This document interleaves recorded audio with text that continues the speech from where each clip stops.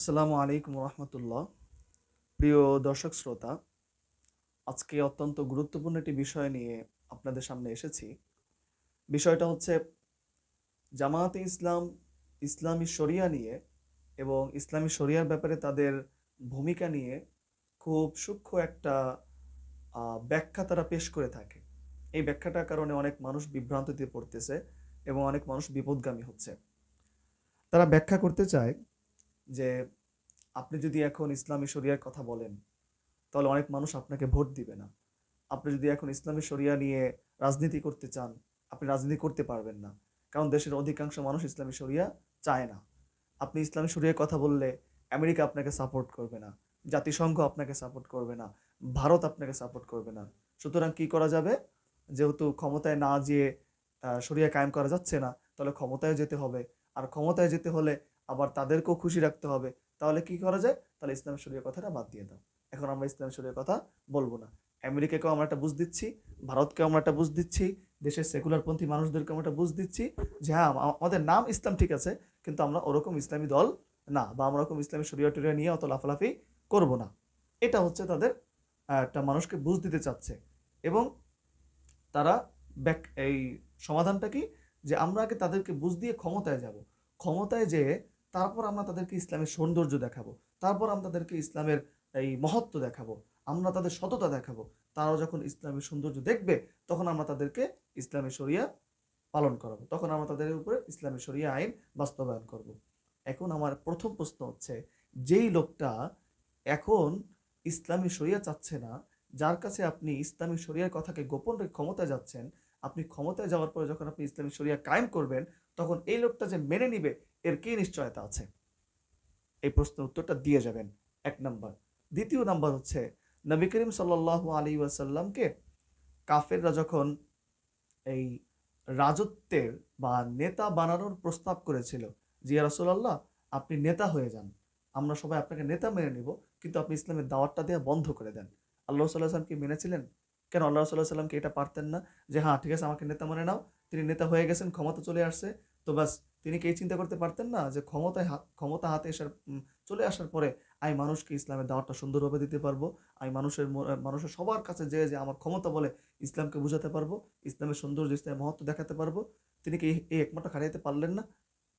তিনি কি এটা করেছিলেন? করেন নাই। বরং তিনি মুখের উপর না করে দিয়েছিলেন। তিনি সরাসরি না করে দিয়েছিলেন। তিনি হিকমত কেন খাটান নাই? তো আমার প্রশ্ন থাকবে, দ্বিতীয় প্রশ্ন, যে তাহলে নবী করিম সাল্লাল্লাহু আলাইহি ওয়াসাল্লামের হিকমত কি আপনাদের চাইতে কম ছিল, নাকি আপনাদের হিকমত নবী করিম সাল্লাল্লাহু আলাইহি ওয়াসাল্লামের হিকমতের চাইতে বেশি হয়ে গিয়েছে? এটা জামাত ইসলামের নেতাকর্মীদের কাছে আমার প্রশ্ন থাকবে। দ্বিতীয় কথা, তৃতীয় কথা, তারা বলে থাকে যে ইসলামী আন্দোলন যেই তর্জে যেই সিস্টেমে রাজনীতি করতেছে, এটা বাংলাদেশে সম্ভব না। কেন? যে তারা মহিলাদের সাথে একেবারে উঠা বসা করতেই চায় না, অথচ বাংলাদেশে অধিকাংশ সেক্টরেতে মহিলা দিয়ে ভরা, অধিকাংশ সেক্টরেই মহিলা দিয়ে ভরা। সহজ কথায় বুঝবেন, একটা হচ্ছে জরুরত, আর একটা হচ্ছে খামখেয়ালি। খামখেয়ালি আর হচ্ছে জরুরত। আমরা বাথরুম করি, আমরা ভাত খাই, আমরা ব্যবসা বাণিজ্য করি, এটা কি আমাদের জরুরত নাকি খামখেয়ালি? অবশ্যই জরুরত। আমরা ভাত খেতে আমাদের জরুরত। তদ্রূপ আপনি ব্যবসা প্রতিষ্ঠানে, আপনার দোকানে, আপনার প্রতিষ্ঠানে, আপনার কোম্পানিতে বেপর্দা মহিলারা আসবে, তাদের সাথে আপনার কথা বলতে হবে, এটা জরুরত। কিন্তু আপনি রমনা পার্কে যাইয়া একজনের পাশে বইয়া বইয়া বাদাম খাবেন আর ফাইজলামি করবেন, এটা কিন্তু জরুরত না, এটা হচ্ছে খামখেয়ালি, এটা ফাইজলামি। আপনি সিরাত অনুষ্ঠানের নাম দিয়া পাশে সুন্দরী মেয়েদেরকে বসাইয়া মজা লইবেন, এটা কিন্তু জরুরত না, এটা খামখেয়ালি। আপনি বৈষম্য দূর করার নামে মেয়েদেরকে পাশে নিয়ে ছবি তুলবেন, এটা জরুরত না, এটা খামখেয়ালি। আপনি মহিলাদেরকে জড়াইয়া ধরবেন, কথা নেই বার্তা নেই, আপনি তার দূর থেকে কথা বলতে পারতেন, এটা জরুরত না, এটা খামখেয়ালি। তো খামখেয়ালি এক জিনিস, জরুরত আর এক জিনিস। আপনি সচিব, আপনি কোনো এমপি হয়েছেন, আপনার সচিব যদি মহিলা হয়, তখন তার সাথে যতটুকু দরকার অতটুকু কথা বলা আপনার জরুরত, সেটা খামখেয়ালি না। আপনি এমপি হয়েছেন, স্পিকার যদি স্পিকার যদি হয় মহিলা, তাহলে সেখানে তার সাথে আপনার কথা বলা, এটা আপনার খামখেয়ালি, এটা আপনার জরুরত। কিন্তু আপনারা কি করতেছেন? ওই মহিলাদের সাথে বৈশা বৈশা বৈষম্য দূর করেন আপনারা। আপনাদের আমিরও বৈষম্য দূর করে, আর আপনাদের মধ্যে তো মহিলাদের এই কোনো, তাদের সাথে শালীনতা বজায় রাখতে হবে পুরুষ হিসাবে, এটা তো আপনাদের মধ্যে নাই। তাহলে জরুরত আর খামখেয়ালি কিন্তু ভাই এক হইল না। শফিকুল ইসলাম মাসুদকে দেখলাম যে তিনি টকশোর মধ্যে পুরো মহিলাদের সাথে একেবারে কি হাসি ঠাট্টা, উনি একেবারে রুমিন ফারহার এই জয়গান করতেছে, উনি রুমিন ফারহার নির্বাচনী প্রচারণা করতেছে টকশোর মধ্যে। হ্যাঁ, তো এটা কি জরুরত না খামখেয়ালি? ইসলামী আন্দোলনের অনেকে এই প্রশ্ন তোলে যে তারা নেতায় যাবে বা মুফতি ফয়জুল করিম যাবে, এই জন্য মহিলা এক সাংবাদিককে বের করতে হয়েছে। আরে ভাই, ইসলামী আন্দোলনের নেতা ওখানে যাওয়া তো জরুর মানে আবশ্যক না, কোশ্চিনগুলো আবশ্যক না।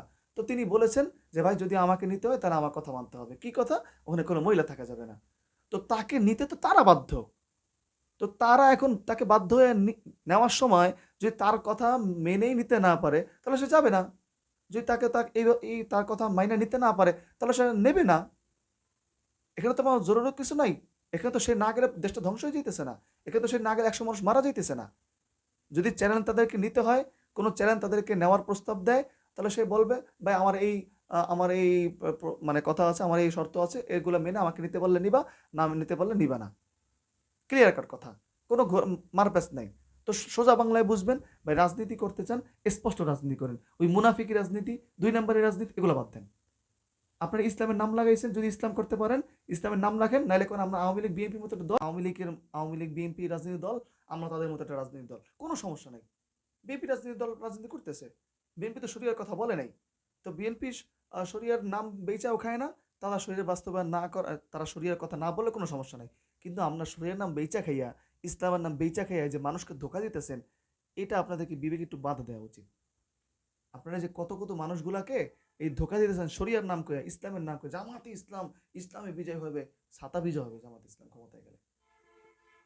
জামাত ইসলাম ক্ষমতায় গেলে ছাতা বিজয় হবে।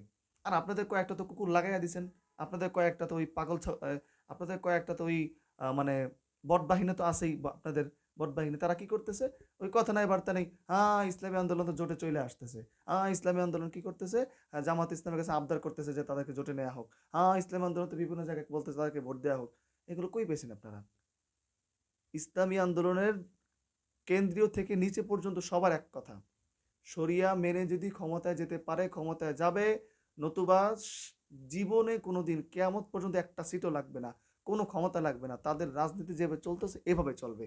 কিন্তু তারা শরিয়া বা ইসলামকে বিক্রি করবে না, ইসলামকে জলাঞ্জলি দিয়া তারা ক্ষমতা চায় না।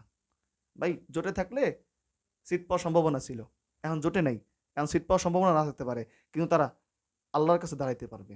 কিন্তু আপনারা কি বলে দাঁড়াবেন, এটা আপনাদের কাছে বিচার রইল। আপনারা কি বইলা তার আপনারা কি বইলে আল্লাহর সামনে দাঁড়াবেন, আপনারা কি বইলা পার হবেন, আপনারা যে মানুষকে ধোকা দিতেছেন, বাটপারি করতেছেন, 2 নম্বরই করতেছেন, এটা যে কি বলে আপনারা পার হবেন, এটা আপনারা বুঝে নিয়েন। হ্যাঁ, এটা আপনারা বুঝে নিয়েন।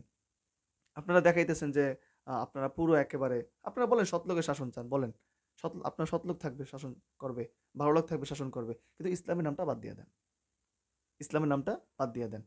এই ব্যাখ্যাটা কে যায়েন না, এই 2 নম্বরই ব্যাখ্যায় আপনারা যায়েন না।